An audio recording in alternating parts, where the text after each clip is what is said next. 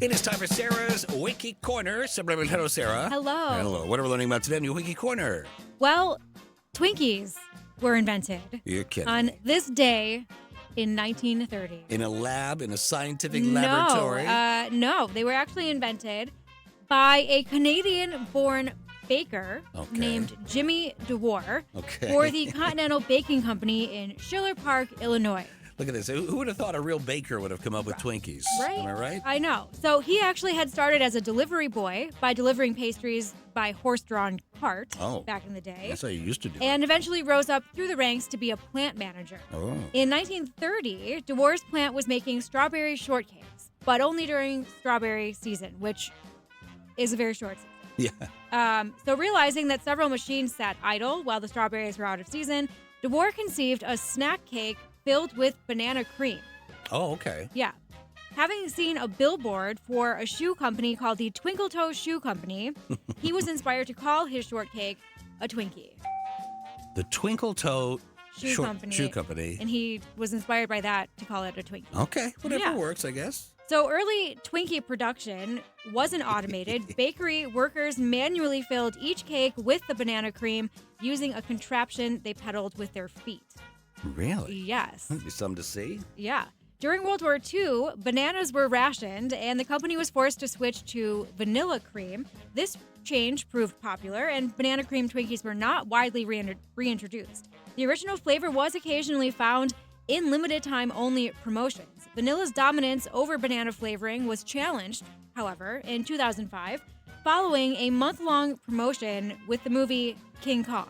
Oh. So they brought the banana back for the King Kong promotion. Okay. And Hostess saw its Twinkie sales rise 20% during that promotion. Whoa. So in 2007, the company restored the banana cream Twinkie to its snack lineup, although they're now made with 2% banana puree. So, So a little just less. a hint of banana, really. A banana walked by. Yeah. In January of 22, parent company Hostess filed for Chapter 11 bankruptcy protection. Oh, no. Twinkie sales for the prior year were 36 million packages, down almost 20% from a year earlier. Oh. So Hostess blamed it on customers migrating to healthier foods, since Twinkies are not what you would say healthy. Go figure. So in November of 2012, as Hostess announced its plan to shut down its operations, Time magazine ranked Twinkie #1 in its 10 iconic junk foods, saying that they've been a staple in our popular culture and above all in our hearts. It's true. You know, you when you go into a gas station or something and you're looking for some unhealthy snack, generically I would say I'm going to grab a Twinkie. Yeah. But there's zingers in there that I'm familiar with. There's all other kinds. The snowballs. Yeah. But Twinkie is like just the go-to iconic name. Yeah. So Twinkies, along with other Hostess brands, were thankfully purchased out of bankruptcy and eventually returned to store shelves in July of 2013. Today, around 1,100 Twinkies are produced every minute at the Hostess Bakery in Emporia, Kansas. Wow. So that's where all our Twinkies are made, is Kansas. in Kansas, of all places. All right. Yeah. All right. So there's a common urban legend that claims the Twinkies have a theoretically infinite shelf life and can last unspoiled for a relatively long time of 10, 50, or even 100 years due to the chemicals used in their production. And? According to a company executive, Twinkies are on the shelf for a short time. He told the New York Times in the year 2000 that Twinkies are on the shelf no more than 7 to 10 days. See? So the maximum shelf life was reported to have been 26 days until the addition of stronger preservatives beginning in 2012, and that increased it to 45 days. Okay, look, I don't want to get too in the weeds about this, but you buy a carton of milk, it's got an expiration date. The thing is, with a carton of milk you get at home, you don't drink a gallon of milk right then and there. You use it for like another 7 to 10 days. Yeah. You get a Twinkie, you're not taking that home, put it on the shelf like maybe I'll have this next week. You're opening that thing before you get to the car. Yeah, and most likely. You're eating it right then and there. So Yeah. the shelf life doesn't have to be, Right, forever. Right. When it gets off the shelf, it's being used. That's right. A box of Twinkies from shortly before Hostess's bankruptcy in 2012 was opened 8 years later. Yeah. One had completely molded over. See? Another had a small amount of mold, and the cream filling in a third Twinkie had turned brown with the taste of old sock. Now, I don't know why you would have even tried that, but they probably got sick, I would imagine. Yeah, and I don't want the one with the mold on it. Yeah. I'll have the one that's been sitting next to it for 7 years.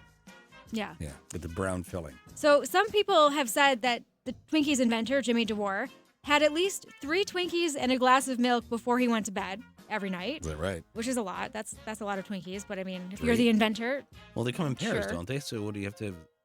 You'd be you go one and through a 2 half. packs. No, 1.5 pack. Right, I know, but like 2 every day, every 2 days you'd go through. Why would you just stop? Why would you just do 4? I don't know, but it was never confirmed nor denied by DeWar. Okay, so one man's love of Twinkies that we do know for sure was a guy named Louis Browning of Shelbyville, Indiana. Until his death in the year 2007 at the age of 90, the retired milk truck driver was famous for having eaten at least 1 Twinkie a day in an impressive streak that dated back to 1941. There you go. So every single day, starting in 1941, he had at least 1 Twinkie, and he lived till 90. Not many of us can bark at a 90-year-old man about his eating habits. Absolutely not. Right. So that's over 22,000 Twinkies that he had eaten. Right. And his commitment helped him find a quirky measure of fame that led to Jay Leno interviewing him on The Tonight Show. And Hostess also gave him a lifetime supply. Good for them. Of this. Good. And what age was he when they gave him a lifetime I don't supply? know. That's a great question. But I hope he lived like at least a couple more years after that. So we get to enjoy it a little, right? Yeah. All right, you picked out a record to go along with Twinkies, did you, Sarah? I did. So we're going to play Junk Food Junkie by Larry Gross. Do it, Sarah. Thanks so much. You're welcome. You know I love that organic cooking. I always ask for more. All right, there we are, Facebook. Welcome. So we had some Facebook hiccups. Well, you know, it's Wasn't really Facebook. First day back. It's linked to a mysterious thumb drive that we had to use because I can't find it's not that I can't find it. I think it's at home, my thumb drive that we normally use for images. And then you pulled this gem out. Yeah, and you couldn't remember. And then I remembered why we don't use it. Yes, because it can't save files to it. Yeah, it's weird. So anyway, welcome, Facebook. Nice to have you along with us here. How was your vacation? It was very nice. It was warm. I don't know if you know this or not, but Chuck and I did share one of the things that you did while you were on vacation. Which I know which thing it is because I think I only shared one thing that I did. Oh. Is it did I visit somebody's home? You did. Yeah. I did. You know what? That's fine. I don't feel bad about it at all. So whose home did you visit? I visited Nancy Guthrie's home. And I'm glad Savannah's back on the Today Show. Yes. As of today. Yes. But yeah, I had to go. I mean, how could I not? You were in Tucson. I was in How Tucson. could you resist going to Nancy Guthrie's house? How could I not? Was it easy to find? You mean the address? Well, if I Googled it or if I drove there? Both. Googling it took a couple of Googles, but I found it. I found it on a map, and then you I can found really the streets. find anything on Google. It's really amazing. amazing. The news company, the news organization is doing screenshots of like streets from above to show you where things happen. Right. And so I could find the labeled intersection. Found you. the house, and then when you get in the neighborhood's it's a maze. It's not like a regular neighborhood. It's weird, but big neighborhood. Yeah, I mean, I don't know if I would call it a neighborhood because the houses they're on big lots of land, like probably an acre apiece. Mm-hmm. But it's not like here where there's open grass and then the neighbor's house. It's all just desert growth between houses. So from above, you can see where they are. But down the street, you just see like entrance to driveways here or there. And the houses are all one story, so they don't stand up real high. Mm-hmm. But you could find this one because there's actually like people next to the mailbox. There was a big tribute to her. Oh, that's dropped nice. off flowers and pictures. Yeah. So I was driving along. I was like, "Do you think this is the house? Do you think this is the house?" And then you're like, "No, that's got to be it. This is the house." Did you recognize the doorway? Yeah. Yeah, I did. It's weird to see it from. It's just weird. It was just weird to. I bet. Be there just and be like, this is where something happened. Something bad. Something bad that nobody knows what it is, but it happened here. Yeah. And the bad guy was here. Yeah. And maybe other guys too. I don't know, but it was very fascinating. I loved it. I loved it, and I hated it at the same time. Yeah, it's like your morbid curiosity. Yeah, I've told people, and the people have been like, "Yeah, I went to LA and I drove by O.J. Simpson's house." That's what Chuck said. Right? Chuck said when people would come visit him, he would take them there. They would take. Yeah, that's where they'd want to go. All right, stay. Here we go. I'm a junk food junkie. Good Lord, have pity on me. Legends 102.7, the biggest hits in the history of the world. Larry Gross, his name, kind of fitting. Junk Food Junkie, the name of the song. Sarah, would you remind us, why did we just play that record? Well, because we were talking about Twinkies, which were invented on this day in 1930. 1930. Yeah. Let's recap 3 things we must take away from today's week. Are you ready? Ready. Go. All right. Twinkies were originally banana cream flavored. Their name was inspired by a billboard for the Twinkie shoe company, the Twinkle Toe shoe company. Sorry, yeah. And Twinkies don't have an infinite shelf life. It's actually like 45 days. If you can make it that long without eating them. Yeah, well, it's sitting right there. You don't store Twinkies, you know? You don't go, I'm buying Twinkies. Do I have to keep these in the fridge? No. Nobody's talking about keeping a Twinkie. You just eat the dang thing. Yeah. Folks want to learn more about Twinkies, Sarah. Where do they go? What do they do? Well, you can go to my Wiki blog. If you go to legends1027.com on the homepage, there's a link that takes you to my blog where I post everything I talk about every day. You got it. Plus, we stream this live every day on Facebook, facebook.com/legends1027 with pictures and all kinds of stuff. Plus, you can catch the archives of my YouTube, search out Sarah's Weekly Channel. You should like subscribe when you get there so you know we post new material, which is just about every day. And you're back tomorrow with a fresh episode. Absolutely. Looking forward to it. Thank you, Sarah. You're welcome. Journey, Stevie Wonder, more on the way. The legendary Drive at 5. And yes, the bad dad joke of the day returns just before 5 o'clock. There we go. You know what else? I was talking about my trip. I was hoping, kind of, and this is another weird thing.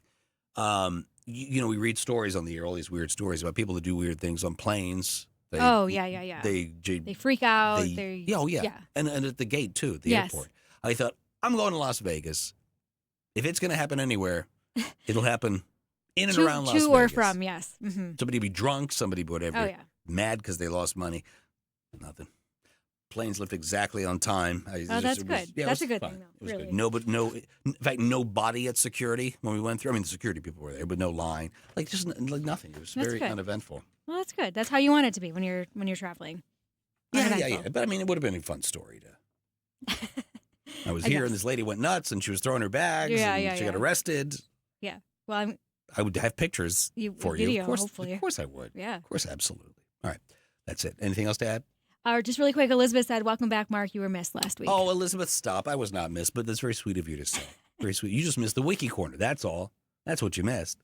All right. Have a good day, everybody. We'll see you tomorrow. Bye. Bye.